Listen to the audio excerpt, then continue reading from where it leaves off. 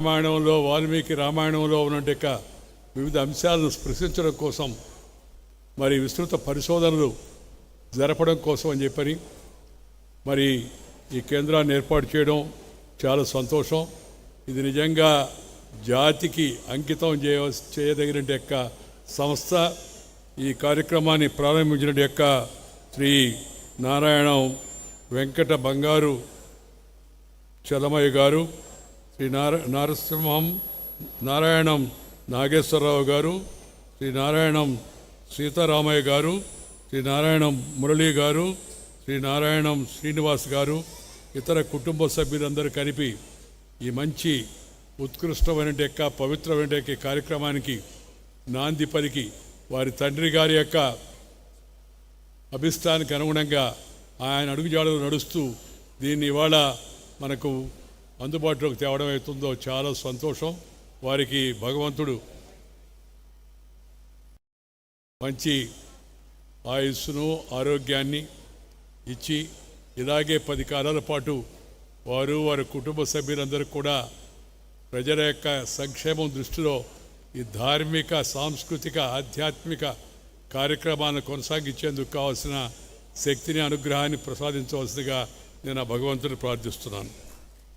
ఈరోజు వేదికపైన అనేక మంది పండితులు ఉన్నారు. అలాగే మిత్రులు శ్రీ టీజీ వెంకటేష్ గారు ఉన్నారు. ఈరోజు ఈ కార్యక్రమంలో మన జాతీయ సాంస్కృతిక విశ్వవిద్యాలయం ఉపకులపతి శ్రీ కృష్ణమూర్తి గారు ఉన్నారు. అలాగే ఇంతకుముందు మాట్లాడిన చెరుకూరు సౌందరరాజన్ రంగరాజన్ గారు, ఆ చెరుకూరు ఆలయ కన్వీనర్ వారు, అలాగే శ్రీ గోపీనాంబల్ శేషాచారి గారు, నేను వారి మందిరానికి కూడా ఒకసారి వెళ్ళాను. ఇంకా అనేక మంది పెద్దలు ధార్మిక ప్రముఖులు ఈ కార్యక్రమానికి విచ్చేస్తున్నారు. వారందరికి కూడా అభినందనలు, అభివాదములు, శుభాకాంక్షలు తెలియజేస్తున్నాను. నేను మిగతా విషయాల గురించి మాట్లాడను. వాల్మీకి రామాయణానికి పోయే ముందు ఒక్క విషయం చెప్పదలుచుకున్నాను. ఈ దేశం హిందూ దేశం. హిందూ అనేది మతం కాదు. హిందూ అనేది కేవలం ఒక ఆరాధన విధానం కాదు. హిందూ అనేది ఒక జీవన పద్ధతి. ఆదికాలం నుంచి, వేదకాలం నుంచి, పుణ్యకాలం నుంచి, పురాణకాలం నుంచి మన పూర్వీకులు అనుభవించి, రంగరించి, మేళవించి మనకు అందించిన బ్రహ్మాండమైన వారసత్వమే ఆ హిందుత్వం. దీన్ని మనందరం కూడా జీవితంలో అనుసరించవలసి ఉంది. అనుసరించడం ద్వారా సుఖశాంతులు పొందడానికి అవకాశం ఉంది. ప్రపంచంలో కల్లా మన నాగరికత చాలా పురాతనమైంది.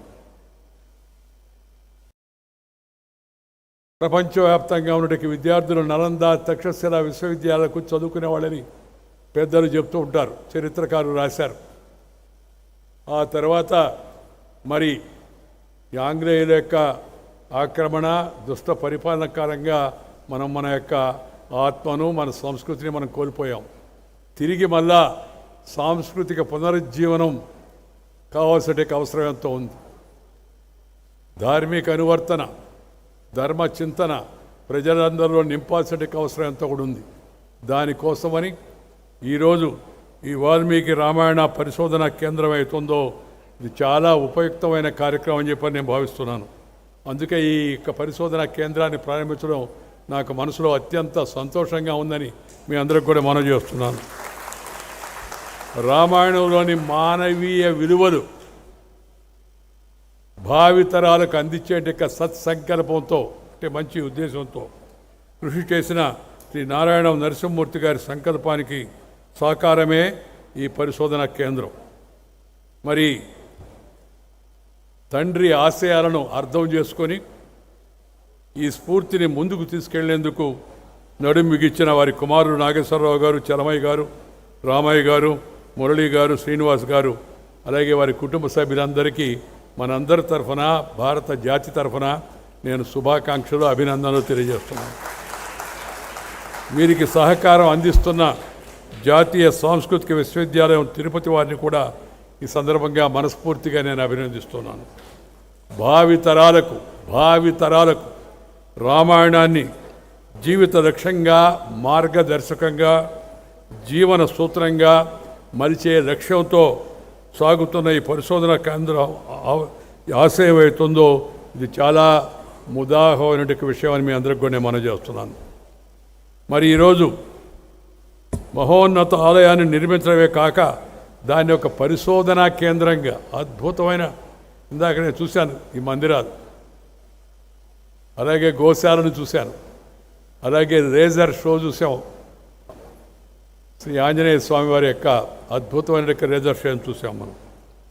ఇవన్నీ కూడా భావి తరాలకు అందించాలి, రామాయణ స్ఫూర్తిని తరతరాలకు అందించే ఉద్దేశంతో ఈ యొక్క సదస్సును కూడా 3 రోజుల పాటు ఏర్పాటు చేయడం చాలా సంతోషం. వాల్మీకి విరచిత రామాయణంలోని వివిధ ఘట్టాలను సుందర దృశ్యాలుగా కనులకు కనువిందుగా ఈ ప్రాంగణంలో ఏర్పాటు చేసిన శిల్ప కావ్యాలు రామాయణ దృశ్య కావ్యాన్ని మన కళ్ళ ముందు ఆవిష్కరించాయి. అవి చూస్తుంటే మనసు ఎంతో భావోద్రిక్తమైంది. ముందు తరాలకు రామాయణాన్ని ఒక ఆదర్శంగా చూపించడానికి ఈ ప్రాంగణం స్ఫూర్తిగా నిలవగలదని నా యొక్క విశ్వాసం. ఇలాంటి ఓ రామాయణ ప్రాంగణం మన తెలుగువారి ఈ తెలుగునాట ఉండడం అవుతుందో అది మనందరికీ కూడా గర్వకారణమని మీ అందరికీ కూడా మనం చేస్తున్నాను. మన రూపాన్ని తీర్చిదిద్దేందుకు అద్దాన్ని ఆశ్రయిస్తాం. మనం అద్దాన్ని సంస్కృతంలో ఆదర్శం అని పిలుస్తారు. అదేవిధంగా మన గుణాన్ని తీర్చిదిద్దేందుకు కూడా సహకరించే అద్దం ఆదర్శమే శ్రీరామచంద్రుడి యొక్క జీవితం. శ్రీమద్ రామాయణం ఆది కావ్యమే కాదు, తరతరాల భారతీయులను ఒక సానుకూల మార్గంలో ముందుకు నడిపే దిశగా ప్రేరణ ఇస్తున్న ఒక వ్యక్తిత్వ వికాస గ్రంథం కూడా అనే విషయాన్ని మనం గుర్తుపెట్టుకోవడానికి అవసరం అంతా ఉంది. శ్రీరాముడు ఓ మర్యాద పురుషోత్తముడు, సాక్షాత్తు శ్రీమన్నారాయణ అవతారమే అయినా ఒక సాధారణ మానవునిగా ఆదర్శాలతో జీవించిన ఆయన ధర్మస్వరూపం.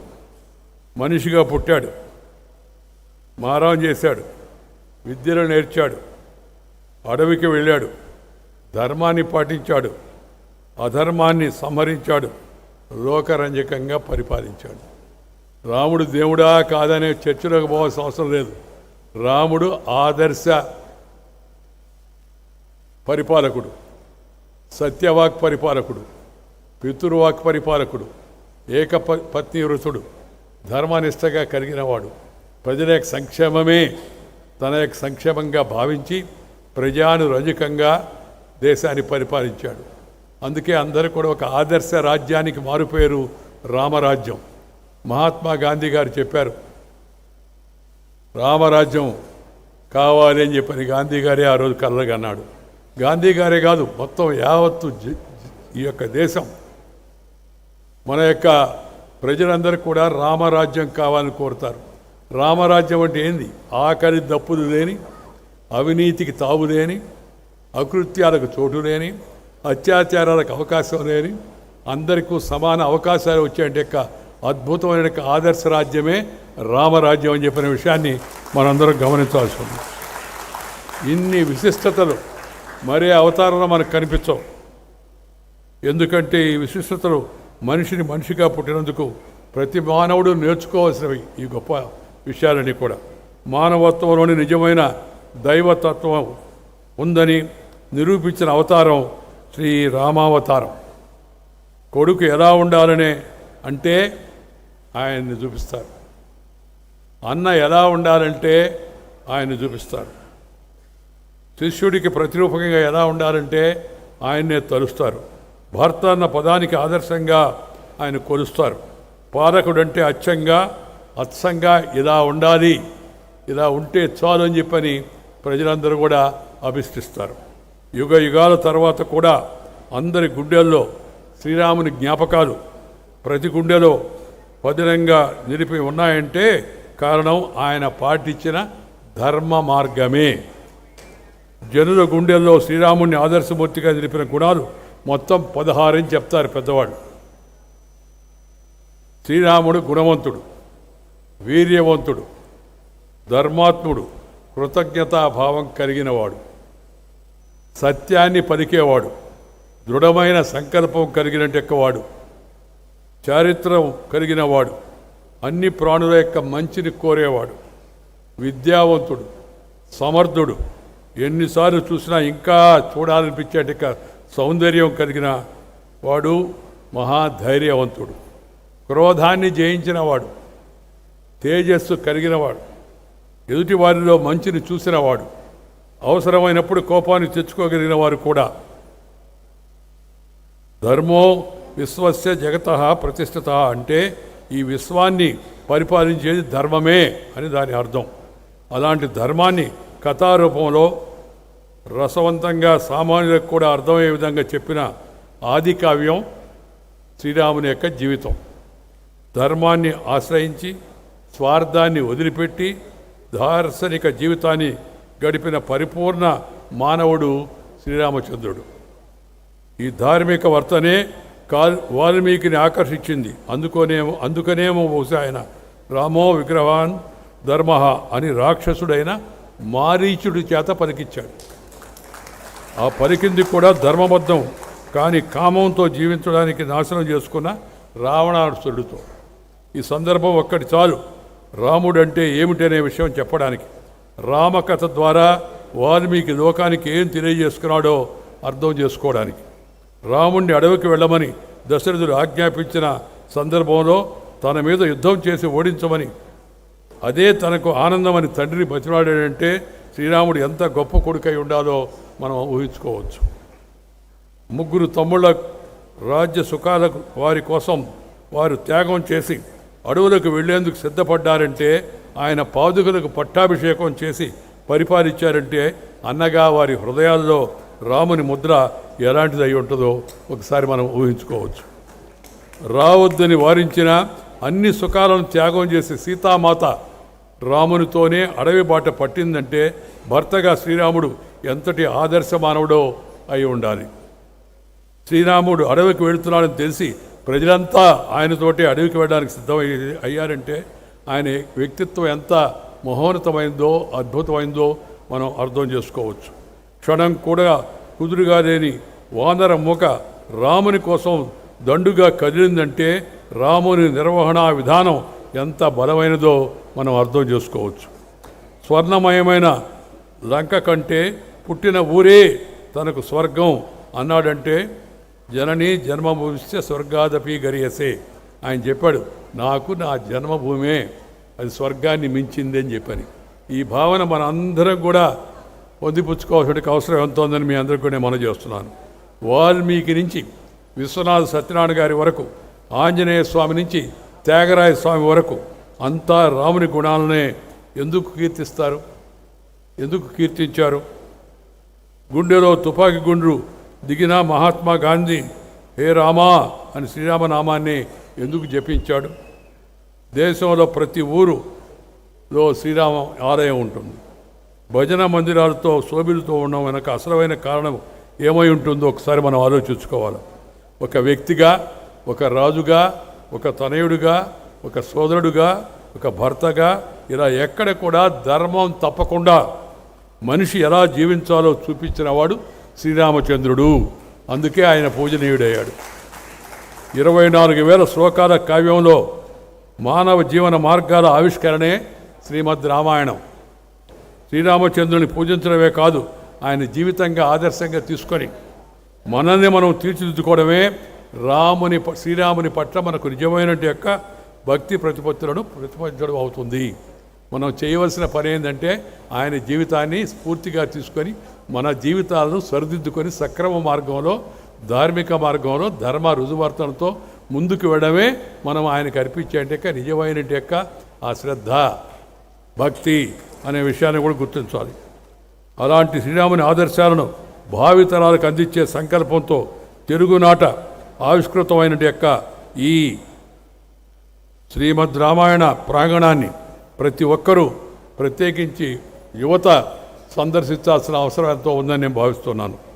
ఈ నేలలో, ఈ గాలిలో ఈ ఆధ్యాత్మిక పరిమాణాలు మాత్రమే కాదు, ఆదర్శ భావనలు కూడా వీస్తూ ఉంటాయి. వాటి స్ఫూర్తిని భావితరాలకు అందించుకోవాలని చెప్పని నేను ఆకాంక్షిస్తూ ఉన్నాను. ఇంత మహోన్నతంగా శ్రీమద్ రామాయణ ప్రాంగణాన్ని తీర్చిదిద్దినంటే కార్యనిర్వాహకులందరినీ అభినందిస్తూ ఉన్నాను. శ్రీ వాల్మీకి రామాయణంపై మహా సదస్సు విజయవంతం కావాలని ప్రజలందరి మనసుల్లో ఆ శ్రీరామచంద్రుని యొక్క ముఖ చిత్రం ప్రతిష్ఠించుకోవడమే కాకుండా ఆయన చూపినట్టు యొక్క ఆదర్శ మార్గంలో పయనించేందుకు కావాల్సిన స్ఫూర్తి దేశ ప్రజలందరికీ రావాలని చెప్పని నేను భావిస్తున్నాం. ఈ దేశంలో పుట్టినందుకు, భారతీయుడు అయినందుకు, హైందవుడు అయినందుకు మనందరం గర్వించాలి. సెక్యులరిజం అంటే మతరహితం కాదు, అదొక తప్పుడు ఆలోచన. సర్వధర్మ సమభావన. సెక్యులరిజం అంటే సర్వధర్మ సమభావన, అంతేగాని స్వధర్మాన్ని కించపరుచుకోవడం కాదు, అవమానించుకోవడం కాదు, అన్యాయం చేయడం కాదు. ఇది చాలా తప్పుడు ఆలోచన. ఓటు బ్యాంకు రాజకీయాల కోసం కొంతమంది రాజకీయ నాయకులు అనుసరిస్తున్న తప్పుడు ఆలోచన అది. భారతీయ తాత్విక చింతనలో, మన ధార్మిక భావనలో సర్వధర్మాలను సమభావంతో చూస్తాము. చీమకు చక్కెర పెట్టి, పావుకు పాలు పోసి, చెట్టుకు బొట్టు పెట్టి, పశువుకు దండం పెట్టేట పవిత్రమైన జాతి మంది. అలాంటి గొప్ప సంస్కృతి, అలాంటి వారసత్వాన్ని మనందరం, ముఖ్యంగా ఈనాడు ఈ యువత అందిపుచ్చుకోవాల్సిన అవసరం ఎంత ఉందని మనం చేస్తూ ఉన్నాం. ఎందుకంటే పాశ్చాత్య వ్యామోహం వలన, పరభాషా వ్యామోహం వలన అనేక రకాల తప్పుడు మార్గాలను మనం తొక్కాం.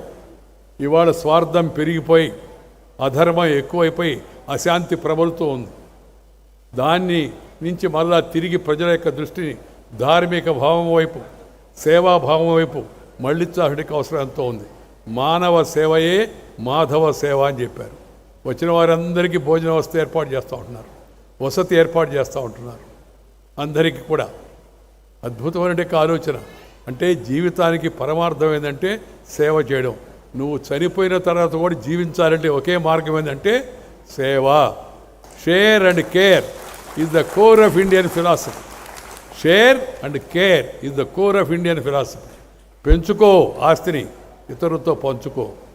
ఆ పంచుకున్నప్పుడే దానికి ఆనందం ఉంటుంది, అనిర్వచనమైన సుఖం అనుభవిస్తాం మనం. అందుకని ప్రతి ఒక్కరు కూడా ధార్మిక భావనను అనుసరించడంతో పాటు సేవాభావాన్ని జీవితంలో ప్రతి ఒక్కరు మార్గంగా ఎంచుకోవాలి.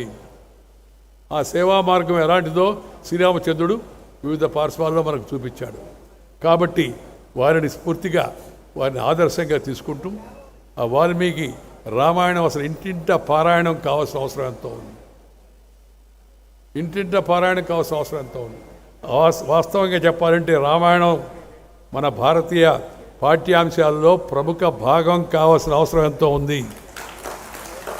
Ramayana should be part of Indian educational curriculum. We should not feel shy about that.